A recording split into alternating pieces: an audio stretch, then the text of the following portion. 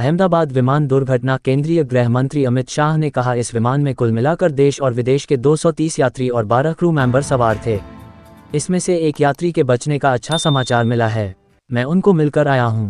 मृत्यु का आंकड़ा डीएनए परीक्षण और यात्रियों की पहचान के बाद ही अधिकृत रूप से जारी होगा।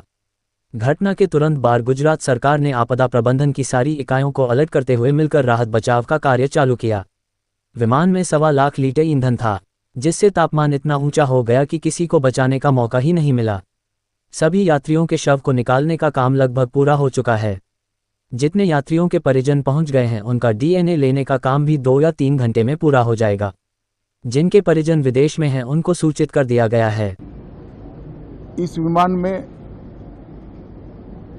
कुल मिलाकर 230 यात्री देश के और विदेश के और 12 क्रू मेंबर सवार थे। इसमें से एक यात्री का बचने का अच्छा समाचार मिला है। मैं उनको मिलकर आया हूं। मृत्यु का आंकड़ा तो डीएनए परीक्षण और यात्रियों की पहचान के बाद ही अथॉरिटी अधिकृत रूप से घोषित करेगी, मगर जो यात्री बचा है उसको मैं मिलकर आया हूं। घटना के तुरंत बाद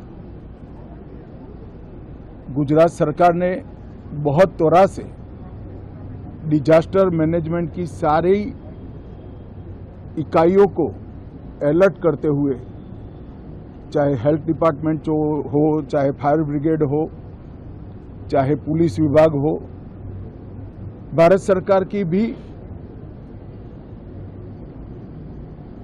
सीएपीएफ को संपर्क कर सभी ने एक साथ मिलकर राहत और बचाव का कार्य चालू किया।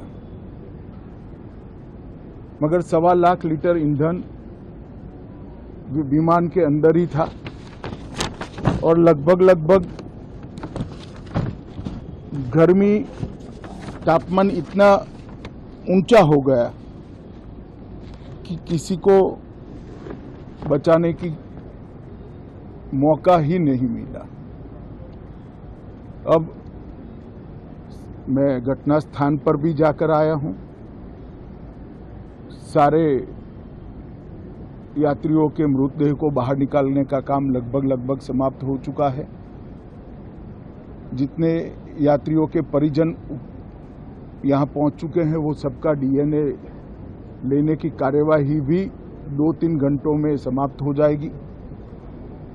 विदेश में जिनके परिजन हैं, उनको सूचना देने की कार्यवाही समाप्त हो चुकी है और जैसे ही पहुंचते हैं उनके भी डीएनए सैंपल लिए जाएंगे और मृतदेहों की पहचान के लिए जितने मृतदेह मिले हैं, इनके भी डीएनए सैंपल लेने की कार्यवाही समाप्त